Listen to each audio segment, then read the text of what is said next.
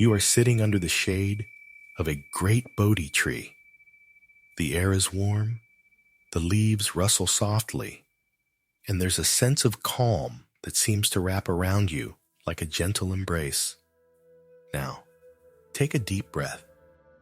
Inhale the present moment, and as you exhale, let go of all the noise, the distractions, the endless chatter of the world. Here, in this space, there is only you and the stillness. And it is in this stillness that we begin our journey, a journey into the heart of Buddhism, a path that has guided millions toward peace, understanding, and liberation for over 2,500 years. But let me ask you this. What do you think Buddhism is? Is it a religion, a philosophy, a way of life, or perhaps something else entirely? If you've ever wondered what Buddhists believe, or why so many people across the globe are drawn to this ancient tradition, then you're in the right place. Because today, we're not just going to talk about Buddhism, we're going to explore it together. We'll unravel its core teachings, its practices, and its profound insights into the nature of existence. And by the end of this journey, you might find that Buddhism isn't as distant or mysterious as it seems. In fact, it might feel as familiar as the breath you're taking right now. Now, before we dive in, let me share something with you. Buddhism isn't about blind faith or rigid rules. It's not about worshiping a deity or following a set of commandments. At its core, Buddhism is about understanding yourself, the world around you, and the nature of reality itself. It's about seeing things as they truly are, free from the illusions and distortions that often cloud our minds. And the beauty of it, you don't have to be a monk, a scholar, or even a Buddhist to benefit from its wisdom. These teachings are for everyone, no matter who you are or where you come from. So, let's start with the basics. Buddhism begins with a man, a prince to be exact. His name was Siddhartha Gautama, and he lived in what is now Nepal, around the 5th century BCE. Born into luxury, Siddhartha had everything one could desire: wealth, power, and a life of comfort. But one day, he stepped outside the walls of his palace and encountered something that would change everything. He saw suffering. He saw old age, sickness, and death. And in that moment, he realized that no amount of wealth or power could protect him or anyone else from these inevitable truths. This realization sparked a deep longing in him, a longing to understand the nature of suffering and to find a way to transcend it. And so, Siddhartha left his life of luxury behind and set out on a quest. For years, he studied with the greatest teachers of his time, practiced extreme asceticism, and meditated deeply. But it wasn't until he sat beneath that Bodhi tree, vowing not to rise until he had found the answers he sought, that he finally achieved enlightenment. In that moment, Siddhartha Gautama became the Buddha, which means the awakened one. And what he awakened to was the truth of existence, a truth that he would spend the rest of his life sharing with others. But what exactly did the Buddha discover? What is this truth that lies at the heart of Buddhism? Well, that's what we're here to explore. Over the course of our journey, we'll delve into the Four Noble Truths, the Eightfold Path, the concept of karma, the nature of impermanence, and much more. We'll also look at how these teachings can be applied to our modern lives, helping us navigate the challenges and uncertainties we all face. Now, I know what you might be thinking. This sounds deep, maybe even a little overwhelming. But don't worry, we're going to take this step by step, and I'll be right here with you, guiding you through it all. Think of this as a conversation, a shared exploration of one of the most profound and transformative traditions in human history. And who knows? By the end of it, you might just find that these ancient teachings have something incredibly relevant and empowering to offer you in your own life. So, are you ready to begin? To open your mind and your heart to the wisdom of the Buddha? To explore a path that has brought clarity, peace, and freedom to countless beings throughout history? If so, then let's take the first step together. Let's dive into the heart of Buddhism and discover what it truly means to awaken. If the first part was like sitting beneath the Bodhi tree, this next part is like opening your eyes to the world around you, seeing it not as you've been taught to see it, but as it truly is. The Buddha's teachings are often summarized in what is known as the Four Noble Truths.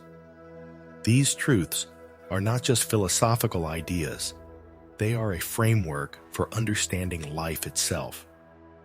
They are called noble, not because they are reserved for the elite, but because they lead to freedom, to liberation.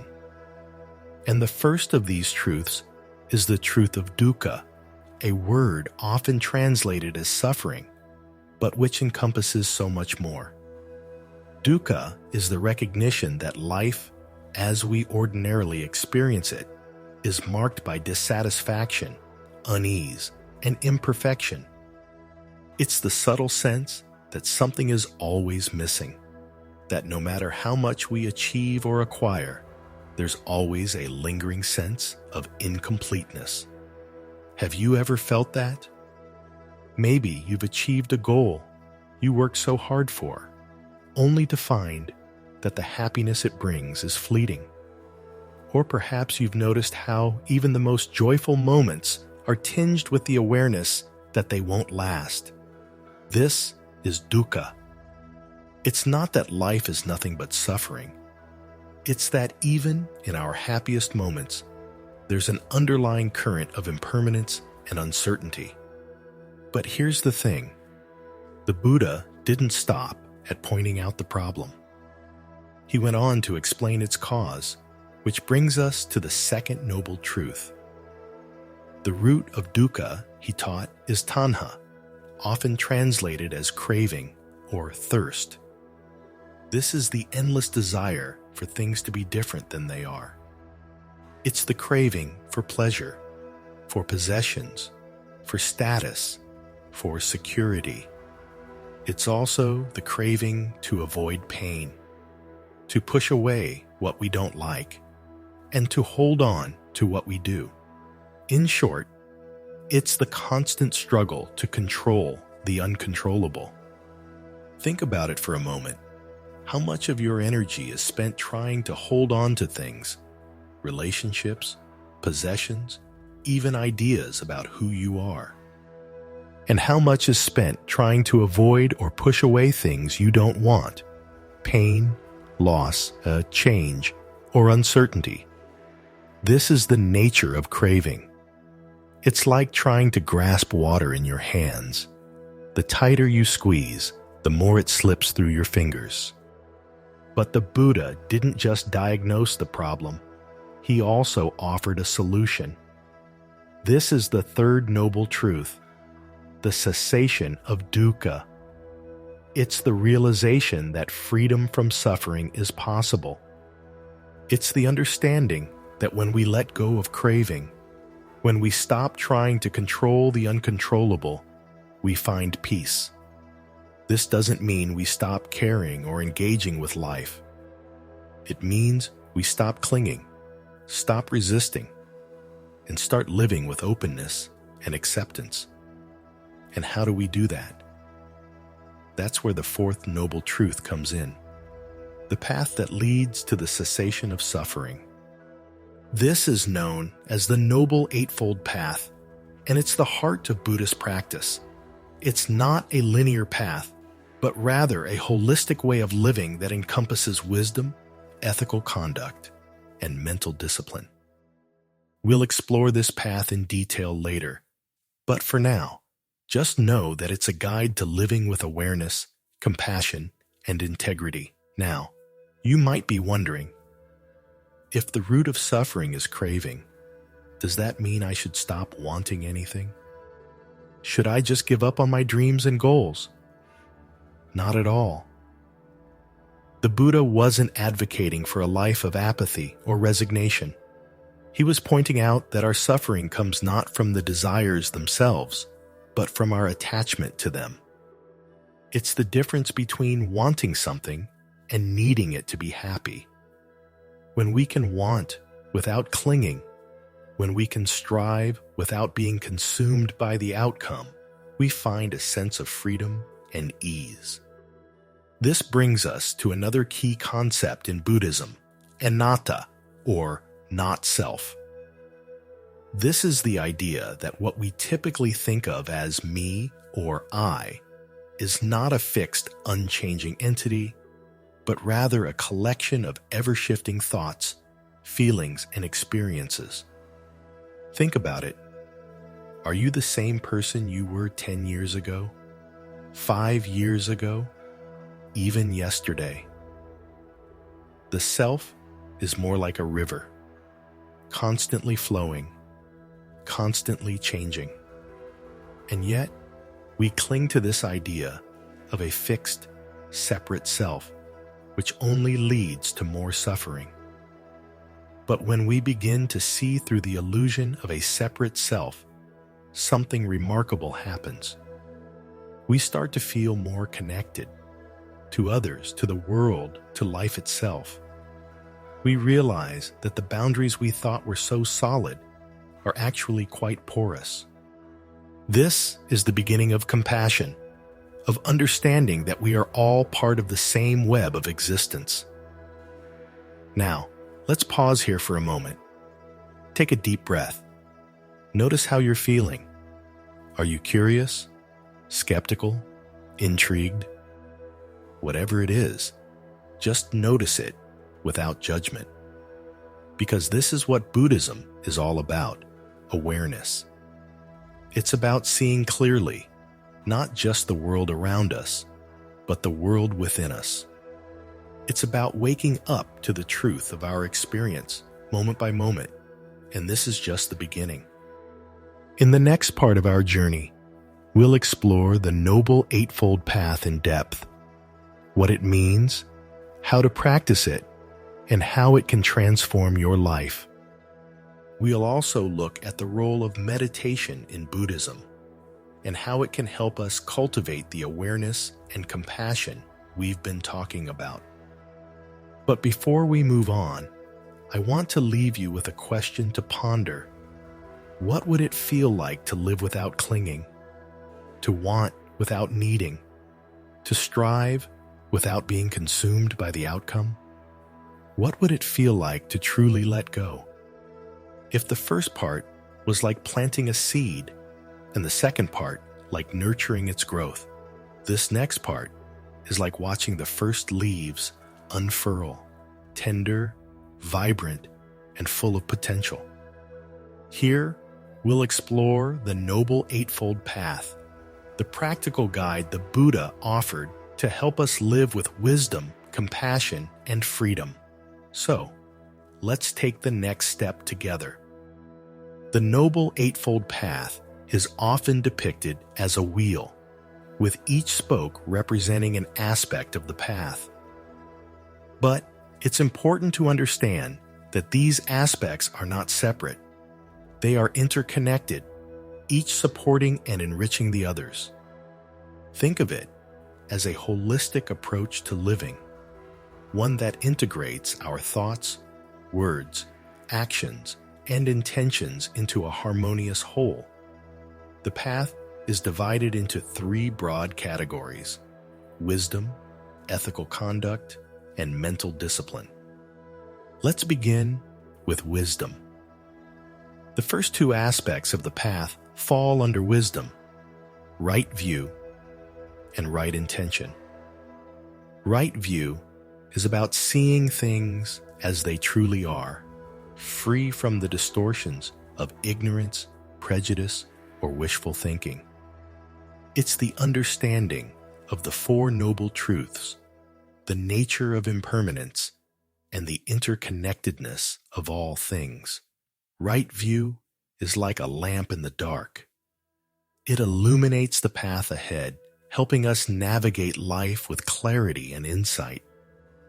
Right intention, on the other hand, is about the quality of our motivations. It's the commitment to act with kindness, compassion, and goodwill, rather than with greed, hatred, or delusion. Right intention is the compass that guides our actions, ensuring that they are aligned with our deepest values.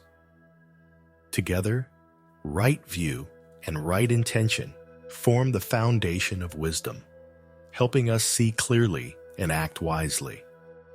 Next, we come to ethical conduct, which includes right speech, right action, and right livelihood. These aspects of the path are about how we relate to others and the world around us. Right speech is about using words that are truthful, kind, and helpful. It's about avoiding gossip, harsh language, and idle chatter, and instead speaking in ways that promote understanding and harmony. Have you ever noticed how words can either heal or harm? Right speech is about choosing the former. Right action is about acting in ways that are ethical and compassionate. It's about refraining from harming others, from taking what isn't freely given, and from engaging in harmful behaviors. Right action is the embodiment of kindness and respect, not just for others, but for ourselves as well. And right livelihood is about earning a living in a way that doesn't cause harm or contribute to suffering. It's about choosing work that aligns with our values and contributes to the well-being of others. Now, let's pause for a moment. Think about your own life. How do your words, actions, and work reflect your values? Are there ways you could bring more kindness, honesty, and integrity into these areas? Remember, the path isn't about perfection. It's about intention. It's about making small, consistent choices that move us in the direction of greater wisdom and compassion. The final category of the path is mental discipline, which includes right effort, right mindfulness, and right concentration. Right effort is about cultivating wholesome states of mind and letting go of unwholesome ones. It's the practice of nurturing kindness, patience, and generosity while releasing anger, greed, and ignorance. Right effort is like tending a garden. It requires care, attention, and persistence. Right mindfulness is about being fully present in each moment, aware of our thoughts, feelings, and sensations without judgment. It's the practice of paying attention to the here and now, rather than getting lost in regrets about the past or worries about the future. Mindfulness is the key to breaking free from the autopilot mode that so often governs our lives. It's about waking up to the richness of each moment. And finally, right concentration is about developing a focused, tranquil mind through practices like meditation. It's the ability to direct and sustain our attention, free from distraction and restlessness. Right concentration is like a still pond. It reflects reality clearly, without distortion. Together, these three aspects of mental discipline help us cultivate a mind that is calm, clear, and capable of deep insight. Now, you might be wondering, how do I actually practice the Eightfold Path in my daily life? The answer is simple. Start small.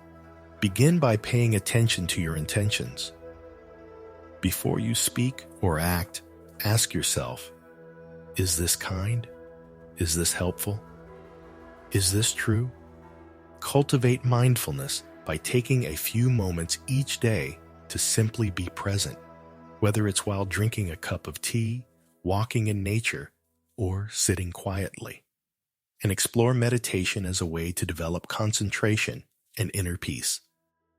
The beauty of the Eightfold Path is that it's not about achieving some distant goal. It's about how we live right here, right now. It's about transforming our everyday actions into expressions of wisdom and compassion. And as we walk this path, we begin to notice subtle shifts in how we relate to others, in how we respond to challenges, and in how we experience life itself. But the journey doesn't end here. In the next part of our exploration, we'll delve into the role of meditation in Buddhism, how it works, why it's so central to the path, and how you can begin your own practice. We'll also explore the concept of karma, not as a system of reward and punishment, but as a profound understanding of cause and effect. For now, though, let's take a moment to reflect. How does the Eightfold Path resonate with you? Are there aspects that feel particularly relevant to your life? And what small step could you take today to bring more wisdom, compassion, and mindfulness into your world? Let's move into the final part of our journey, where we'll explore the transformative power of meditation and the profound understanding of karma in Buddhism. And, as promised, we'll end with a heartfelt thank you and an invitation for you to share your thoughts and experiences. So, let's dive in. Meditation is often seen as the heart of Buddhist practice, and for good reason. It's where the teachings come alive, where we move from intellectual understanding to direct experience. But what exactly is meditation, and why is it so central to the path? At its core, meditation is about training the mind. It's about cultivating awareness, focus, and inner peace. It's not about escaping from the world, but about seeing it more clearly. There are many forms of meditation in Buddhism, but one of the most common is mindfulness meditation. This involves sitting quietly, focusing on the breath, and observing the thoughts, feelings, and sensations that arise without getting caught up in them. It's like sitting by a river and watching the water flow by. You notice what's happening, but you don't jump in. Through this practice, we begin to see the patterns of our mind, the habits, the cravings, the fears, and we learn to relate to them with kindness and curiosity rather than judgment or resistance. Another important form of meditation is loving kindness meditation, or metta. This practice involves cultivating feelings of love and compassion, first for ourselves and then for others. It's a way of softening the heart, of breaking down the barriers that separate us from others. And it's a powerful antidote to the anger, resentment, and fear that so often dominate our minds. But meditation isn't just about sitting on a cushion. It's about bringing that same quality of awareness and presence into every moment of our lives. It's about being fully present when we're eating, walking, working, or talking to a friend. This is what the Buddha meant by mindfulness. It's a way of living, not just a practice. Now let's talk about karma. This is a word that's often misunderstood. Many people think of karma as a kind of cosmic scorecard where good deeds are rewarded and bad deeds are punished. But in Buddhism, karma is much more nuanced than that. It's about cause and effect. It's the understanding that our actions, words, and thoughts have consequences, both for ourselves and for others. Every action we take plants a seed, and those seeds will bear fruit in the future. But here's the key. Karma isn't fate. It's not about being trapped in an endless cycle of cause and effect. It's about recognizing that we have the power to shape our future through the choices we make in the present. Every moment is an opportunity to plant seeds of kindness, wisdom, and compassion. And every moment is an opportunity to break free from old patterns and create new ones. So, how does this all come together? How do meditation and karma help us on the path to liberation? The answer lies in the transformative power of awareness. When we meditate, we become more aware of our thoughts, feelings, and actions. We begin to see how they are interconnected, how they shape our experience of the world. And as we become more aware, we gain more choice. We can choose to act with kindness rather than anger, with wisdom rather than ignorance. We can choose to plant seeds that will bear fruit in happiness and freedom. And this brings us to the end of our journey, for now. But remember, the path is endless, and every step is a new beginning. Every moment is an opportunity to wake up, to see clearly, to act with compassion. And every moment is an invitation to explore the depths of your own mind and heart. Before we part ways, I want to take a moment to thank you. Thank you for staying with me until the end of this video, for opening your mind and heart to these teachings. Your presence here is a testament to your curiosity, your courage, and your commitment to growth. And for that, I am deeply grateful. Now, I'd love to hear from you. What resonated with you most in this video? Do you have any experiences with meditation or questions about karma that you'd like to share? Leave a comment below. I read every one, and I'd be honored to hear your thoughts. And if you found this video helpful, please consider subscribing to the channel. By doing so, you'll join a community of curious, compassionate seekers who are exploring the path of awakening together. Thank you again for being here. May your journey be filled with wisdom, compassion, and peace. And remember, the path is always here, waiting for you, whenever you're ready to take the next step. Until next time, take care and be well.